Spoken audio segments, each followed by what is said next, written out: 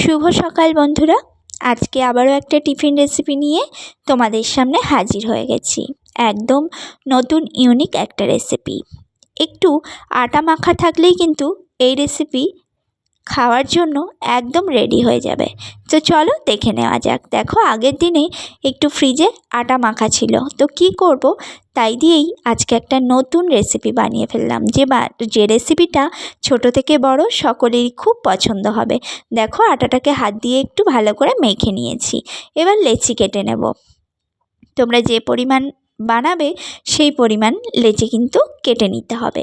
দেখো, লেচি কেটে এরকম গোল গোল বলের মতো করে নিয়েছি, যেমন আমরা রুটি তৈরি করি। এবার এখানে দেখো, আমি প্রেশার কুকার নিয়েছি। প্রেশার কুকারের মধ্যে আমি কড়াইশুঁটিগুলোকে গোটা গোটাই সিদ্ধ করে নেব, মানে ছাড়াবো না, খোলা শুধুই কড়াইশুঁটিটাকে একটু সিদ্ধ করে নেব, দুটো সিটি দিয়ে নেব।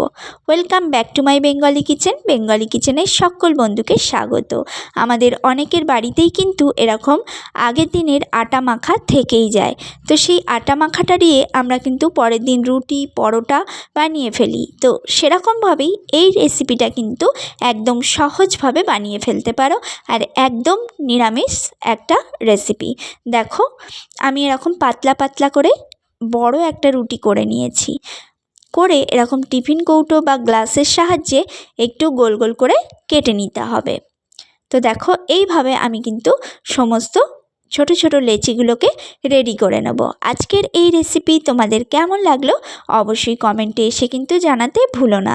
আর পুরনো বন্ধুদের অনেক অনেক ধন্যবাদ, অনেক ভালোবাসা। প্লিজ তোমরা এভাবেই আমার পাশে থেকো।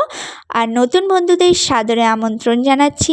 যারা চ্যানেলে নতুন অবশ্যই সাবস্ক্রাইব করে পাশে থাকা বেল বাটনটাকে প্রেস করে সাথে থেকে যেও, তাহলে যখনই কোনো নতুন রেসিপি শেয়ার করব সেটা সবার আগে তোমাদের কাছে পৌঁছে যাবে। কথা বলতে বলতে লেচিগুলো কিন্তু আমার রেডি হয়ে গেছে। এবার কড়াইশুঁটিগুলো থেকে খোলা ছাড়িয়ে কড়াইশুঁটিগুলোকে দেখো আমি বের করে নিচ্ছি। এভাবেই কিন্তু কড়াইশুঁটি সিদ্ধ করতে হবে। তবে পুর হিসেবে আমার কিন্তু কড়াইশুঁটিটা একটু কমই হয়ে গেছিলো, আরও কিছুটা দিলে ভালো হতো। তো তোমরা তোমাদের পরিমাণ মতো অবশ্যই কিন্তু কড়াইশুঁটিটা এখানে ব্যবহার করো। চাইলে তোমরা এখানে আলুও ব্যবহার করতে পারো বা অন্য সবজি। আমি শুধু কড়াইশুঁটি দিয়েই বানালাম। দেখো, এখানে চিজটাকে হাতের সাহায্যে ছোট ছোট করে একটু কেটে নিচ্ছি। কেটে নেওয়া হয়ে গেলে এখানে আরও একটু চিজ আমি গ্রেট করে দিয়ে দিচ্ছি। বাচ্চাদের কিন্তু এই চিজ ভীষণ পছন্দের। আর এরকম নিত্য নতুন টিফিন রেসিপি যদি স্কুলের টিফিন বক্সে দেওয়া যায় তাহলে কিন্তু একটাও আর ফেরত আসবে না, সবটাই একদম নিমেষেই শেষ হয়ে যাবে। তো দেখো, এখানে একটু ধনে গুঁড়ো, একটু জিরে গুঁড়ো, একটু গরম মশলা গুঁড়ো, আর দিয়েছি লবণ, আর দিয়েছি গোলমরিচ পাউডার। তারপর সমস্ত গুঁড়ো মশলাগুলো দিয়ে খুব সুন্দর করে চামচের সাহায্যে একটু মিশিয়ে নিতে হবে। তো দেখো, এবার লেচিগুলোর ওপরে অল্প অল্প করে পুর ভরে, ঠিক পুলি পিঠে যেমন আমরা বানাই ঠিক তেমনভাবেই কিন্তু ভাঁজ দিয়ে একটু আঙুল দিয়ে চেপে চেপে দিতে হবে। এভাবেই সমস্ত স্ন্যাক্সটা আমরা রেডি করে নেব। খেতে কিন্তু অসাধারণ হয়, আর বানানো একদম সহজ, আর একদম ইউনিক একটা রেসিপি। অবশ্যই ট্রাই করো, বাচ্চা থেকে বড় সকলেরই খুব ভালো লাগবে। আজকের এই ছোট্ট রেসিপি তোমাদের কেমন লাগলো বন্ধুরা কমেন্টে এসে জানাতে কিন্তু একদমই ভুলো না। আর নতুন বন্ধু যারা, তাদের বারবার করে রিকোয়েস্ট করছি, প্লিজ একটা লাইক দিয়ে ফুল ভিডিও দেখো। তোমরা কিন্তু ভিডিও দেখছো না, আর সেক্ষেত্রে আমার কিন্তু ওয়াচ টাইমও খুব একটা বাড়ছে না। তো প্লিজ প্লিজ করে অনুরোধ করছি ভিডিওটা ফুল দেখার জন্য। তো দেখো, এরকম অল্প একটু তেল দিয়েছি, খুব বেশি কিন্তু তেল লাগবে না। দেখো, এই তেলে সমস্ত রেসিপিটাই কিন্তু কমপ্লিট হয়ে যাবে। আর দেখো কত সুন্দর লুচির মতো ফুলে ফুলে যাচ্ছে। ভেতরে চিজটা একদম মেল্ট হয়ে যাবে। আর ঝালটা আমি একদম কম দিয়েছি, তোমরা যে পরিমাণ ঝালটা খাবে সেই পরিমাণ ঝালটা ব্যবহার করো।